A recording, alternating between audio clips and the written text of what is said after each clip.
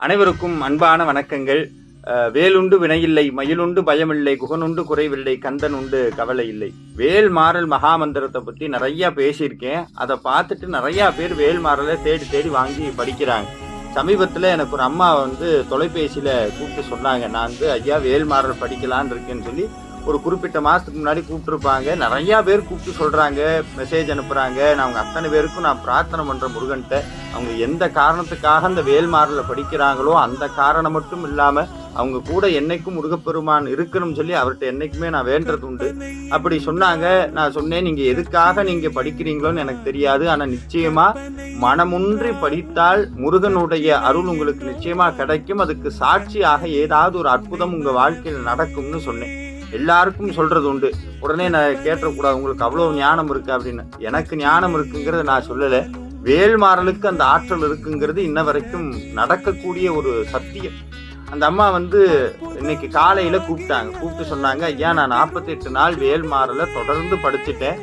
ஆனால் படிக்கும்போது ஏகப்பட்ட தடங்கள் வரும். அவங்க சொன்னாங்க, ஏகப்பட்ட தடங்கள் வரும். ஏன் அப்படின்னா, என்னைக்குமே ஒரு நல்ல விஷயத்த நம்ம செய்ய போகிறோம். வாழ்க்கையில் ஒரு யாருமே இது வரைக்கும் பண்ணாத, இல்லை நம்ம வாழ்க்கையில் செம்மைப்படுத்தக்கூடிய ஏதாவது ஒரு வழியை தேடி போகணும்னு நினச்ச அடுத்த நிமிஷம் நம்ம மனசுக்குள்ள இருந்து அதை செஞ்சால் என்னென்ன கிடைக்குங்கிறத தாண்டி செய்ய போகும்போது எத்தனை எல்லாம் கஷ்டப்படுவோங்கிறத திருப்ப இந்த மனசு படம் போட்டு காட்டும். என்னன்னா, உதாரணத்துக்கு நம்ம ஏதாவது ஒரு புக் எடுத்து இல்லை வேல் மாறல் படிக்க போகிறோம்னா அப்பத்தான் எங்கிருந்து வராத தூக்கமெல்லாம் வரும், உடம்பு வலி வரும், வேண்டான்னு தோணும். இதெல்லாம் என்னன்னா, நம்மளுடைய கருமான்னு ஒன்று சேர்த்து வச்சிருக்கோம்ல, அவ்வளோ சாதாரணமாலாம் அதை நம்மளை விட்டுறாது. அப்போ 48 நாள் தொடர்ந்து ஒருத்தர் படிச்சுட்டாங்கன்னு சொன்னால் நிச்சயமா முருகனுடைய அருள் இல்லாமல் அதை படிக்கவே முடியாது. அதில் எந்த சந்தேகமும் கிடையாது. இந்த அம்மா 48 நாள் படித்து முடிக்கிறாங்க. சரியா 48வது நாள் அவங்களுடைய தமிழ் புத்தாண்டுக்கு முதல் நாள் 48வது நாள் முடியுது. மறாவது நாள் பழனி மலைக்கு போகணும்னு ஆசைப்படுறாங்க. நினச்சி பாருங்கள், எத்தனையோ கோயில் இருக்குது, ஏன் பழனி மலைக்கு போகணும்னு ஆசைப்படுறாங்க? எல்லாமே உந்துதல் தான். என்னன்னா, ஒரு அடி முருகனை நோக்கி நம்ம வச்சோம் அப்படின்னா 100 அடி அந்த தெய்வம் நம்மளை நோக்கி வருது அப்படிங்கிறதுக்கு இந்த ஒரு சம்பவம் சாட்சி. இந்த அம்மா தமிழ் புத்தாண்டு அன்னைக்கு பழனிமலைக்கு போகிறாங்க. சாதாரணமாகவே கூட்டம் அலமோதும் பழனியில். இப்போ கேட்கவே வேண்டாம், தமிழ் புத்தாண்டு வேறு. கிட்டத்தட்ட 50,000 லட்சம் பேர் அந்த மலையில் இருக்கிறாங்க. கிட்டத்தட்ட 1 மணி நேரம் மலையில் ஏறுறதுக்கே ஆயிருக்கு. மேலே ஏறி சுவாமி தரிசனம் எல்லாம் பண்ணிட்டு திருப்புகழ் புக்கு வாங்கணும்னு ஆசைப்படுறாங்க.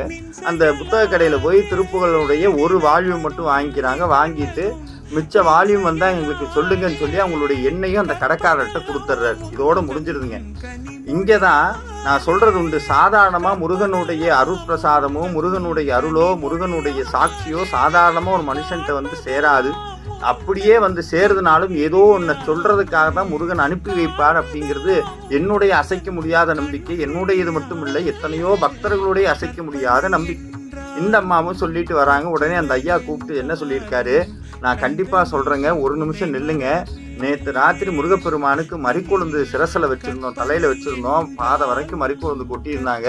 அதில் 2 எடுத்து வச்சுருக்கேன், கொண்டு போகணும்னு கொடுத்துருக்கிறார்.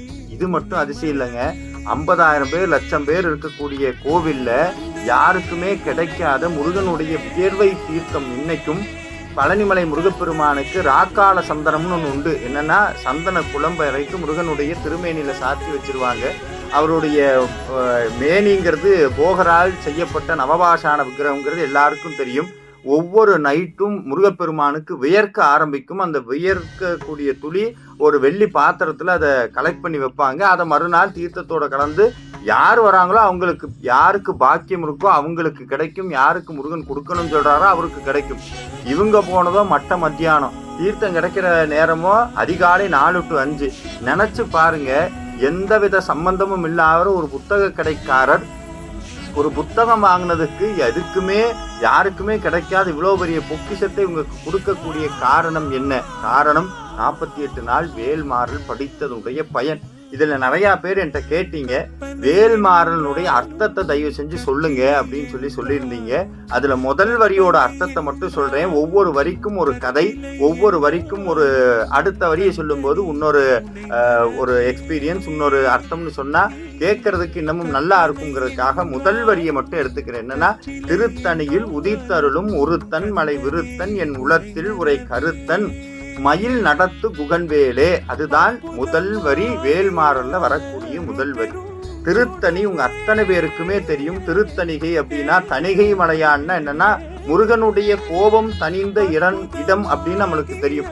முருகனுக்கு கோபம் வருமா அப்படின்னு கேட்டா இறைவனுக்கு உணர்ச்சிகள் கிடையாது. நம்மள மாதிரி மனிதர்கள் மாதிரி இன்பம், துன்பம், ஆசை, கோபம் இதெல்லாம் முருகனுக்கு கிடையாது. அப்ப ஏன் அவருக்கு அந்த தணிகைனா நமக்குள்ள பொங்கக்கூடிய ஆசைகளை எல்லாம் தணிப்பவர், நமக்கு எழுவக்கூடிய அந்த துன்பம் என்னும் தீயை தணிப்பவர். இப்படி எல்லா விதமான விஷயங்களையும் தணித்து ஆறுதல் படுத்தி ஒரு ஆத்மாவை தன்னிடத்திலே வைத்துக்க கூடிய பெரும் பரம்பொருளாக இருப்பதால் அவருக்கு பெயர் தணிகை மலையான்னு பேர். தனியா போகும் வழிக்கு தணிகை மலையான் தான் துணை. அது என்ன சார் தனியா போகும் வழினா, இந்த வாழ்க்கை தனியா போற வழிதான். நம்மளுக்கு அம்மா இருக்கலாம், அப்பா இருக்கலாம், மனைவி இருக்கலாம், கணவர் இருக்கலாம். எல்லா உறவுகளும் ஒரு நேரத்துல முடிஞ்சு போயிடும். பட்டினத்தார் சொல்லுவாரு, நேத்து வரைக்கும் அவங்க அப்பா, நேத்து வரைக்கும் அம்மா, நேத்து வரைக்கும் மனைவி, இந்த உடலை விட்டு உயிர் போகணும்னு ஒரு பேர் வச்சிருவாங்க, பிணம்னு வச்சிருவாங்க. பெயரினை நீக்கி பிணமென்று பெயரிட்டாரும்பார்.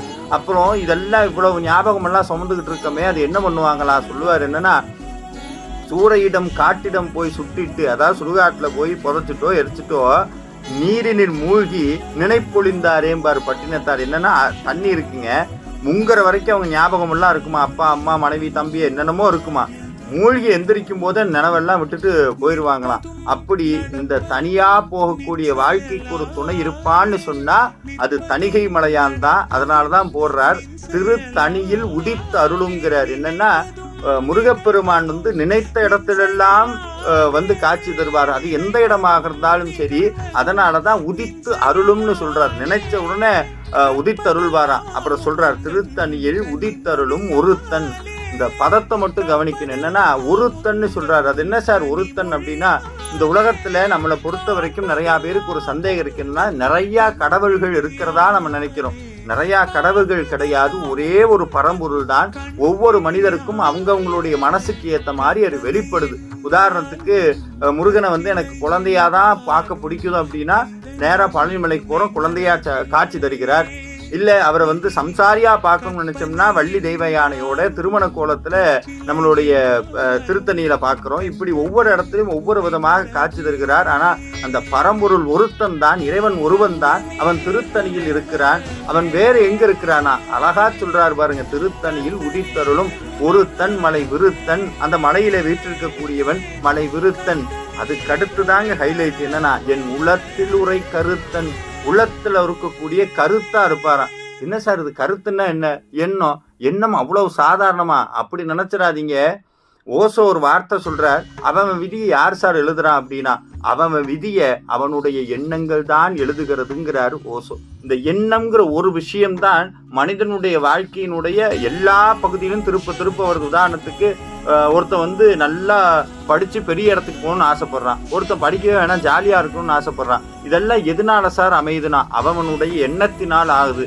அப்ப மனிதனுடைய வாழ்க்கை கர்மா ஒருத்தனை நடத்துவதற்கு பயன்படுத்தக்கூடிய ஆயுதம் அவன் மனதில் தோன்றக்கூடிய எண்ணங்கள். சுவாமி விவேகானந்தர் அழகா சொல்லுவார். என்னன்னா, உன்னை பத்தி தெரிஞ்சுக்கணுமா, யார்கிட்ட போய் கேட்கறது? யார்ட்டையும் போய் கேட்காத, தனியா போய் அறையில உட்காரு. அந்த அறையில உட்காரும் போது உன் மனதிலே என்னென்ன எண்ணங்கள் எல்லாம் தோன்றுகிறதோ அதுதான் உன்னுடைய வாழ்க்கையினுடைய செயல் திட்டம்ங்கிறார். உன் வாழ்க்கை இப்படித்தான் இருக்கும், அதுதான் நீங்கிறார். அப்ப நம்மளுடைய எண்ணங்கள் தான் நம் வாழ்க்கையினுடைய மிகப்பெரிய பங்களிக்கிறது. இதை நல்லா புரிஞ்சுக்கணும். அதனாலதான் நம்மளுடைய சமயம் நம்மளை பாட்டு பாடுங்க, மந்திரம் சொல்லுங்க. ஏன்னா இந்த எண்ணத்தை மாத்துறதுக்காக. அப்படி வாழ்க்கையை மாத்தணும்னா என்ன சார் பண்ணணும்னா, வேல் தான் நம்மளுடைய எண்ணமாக மாறணும், முருகன் நம்மளுடைய எண்ணமாக மாறணும், திருப்புகழ் நம்மளுடைய எண்ணமாக மாறணும். அப்படி மாறணும்னா வேல்மாறல் படிக்கணும். வேல்மாறல் படிச்சா என்னவா, முருகப்பெருமான் நம்மளுடைய மனதில் எண்ணமாக மாறி விடுவாரா. என் உள்ளத்தில் உரை கருத்தன். அதுக்கு அடுத்து சொல்றார் பாருங்க, மயில் நடத்து குகன் வேலே. அழகான பேர், மயில் நடத்து குகன் வேலேங்கிறார். என்னன்னா இங்க முருகன்னு சொல்லல, குகன்னு சொல்றார். ஏன் குகன்னா என்னன்னா குகையில் வசிப்பவர்னு அர்த்தம். எந்த குகைனா மனதுங்கிற குகைக்குள்ள இருக்கக்கூடிய பரம்பொருள். முருகனை வெளியே ஓடி போய் தேடாம ஒவ்வொரு நாளும் திருப்புகளும் வேல்மாறலும் படிக்க உள்ளுக்குள்ளே ஒரு வெளிச்சம் பிறக்கும், உள்ளுக்குள்ளே ஒரு ஒளி தோன்றும். அந்த ஒளி நம் மனதுக்குள்ளே குகைன்னு சொல்லக்கூடிய அந்த மனது குகைக்குள்ளே இருக்கக்கூடிய அந்த குகனை காட்டும். அந்த குகனை கூட்டி கொண்டு போய் காட்டக்கூடிய பொருள் எதுனா மயில் நம்மளை போய் முருகன்கிட்ட காட்டுமா. அப்படி காட்டும் போது அவர் கையில யாமிருக்க பயமேன்னு கையில வேலோட நிற்பாரா. அதனாலதான் இந்த மந்திரத்தை சொல்லும் போது 3 விஷயத்தை நான் வச்சுக்கணும். என்னன்னா, முருகப்பெருமான் மலையில இருக்கிறார், திருத்தணி மலையில மட்டும் இல்ல, அவர் எங்க வேணாலும் தோன்றுவார். எங்க முக்கியமா தோன்றுவாராம், மனசுக்குள்ள தோன்றுவாராம். மனசுக்குள்ள தோன்றிட்டு என்னமா, நம்ம வாழ்க்கையில ஏற்படக்கூடிய அந்த தேவையில்லாத கஷ்டங்கள் நம் எண்ணங்களால் நம் ஆசையினால் உருவாக்கிய மோசமான இந்த வாழ்க்கை மாறி நல்லபடியான வாழ்க்கையை நோக்கி திருப்புமா. நல்லபடியான வாழ்க்கைனா என்ன? முருகனை நோக்கி செல்வது. முருகன் எங்க இருக்கிறார்? உள்ளத்துக்குள்ளே இருக்கிறார். அந்த உள்ளத்துக்குள்ள எப்படி போறதா? பயம் வேண்டாம்ப்பா, உன் கூட நான் என்னுடைய வண்டியவே உன் கூட அனுப்புறேன், அது கூட வான்னு சொல்லி மயில் வந்து கூட்டிட்டு போகுமா. நம்ம மனசுக்குள்ள முருகன் நிற்பாரா. முருகன் நிற்கும் போது கையில என்ன இருக்குமா, நான் உன் கூட என்னைக்கு இருக்குங்கிற சாட்சியாக இந்த வேல் உன் கூட நிற்கும்னு அழகா சொல்றார். அப்ப இனிமேல் இந்த மந்திரத்தை சொல்லும் போது இதை 3ஐயும் ஞாபகம் வைத்துக் கொண்டு முருகனுடைய அருளை நினைத்து கொண்டு இதை சொல்லுங்கள். அந்த திருத்தணியில் உதித்தருளும் ஒருத்தன் மலை விருத்தன் ஒவ்வொரு நாளும் உங்களுடைய உள்ளத்திலும் உதிக்கட்டும், ஒவ்வொரு நாளும் உங்களுடைய வாழ்க்கையிலும் உதிக்கட்டும். வேலுண்டு வினையில்லை, மயிலுண்டு பயமில்லை, குகனுண்டு குறைவில்லை. ஒவ்வொரு நாளும் வேல் மாறலை பாராயணம் செய்யுங்கள். வேலுண்டு வினையில்லை. நன்றி.